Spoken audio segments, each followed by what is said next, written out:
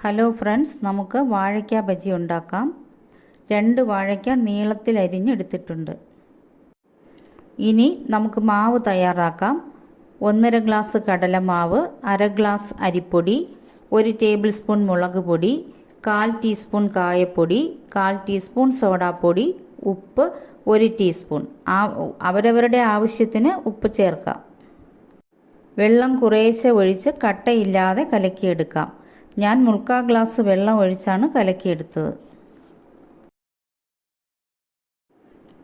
ഇനി വാഴയ്ക്ക മാവിൽ മുക്കി പൊരിച്ചെടുക്കാം.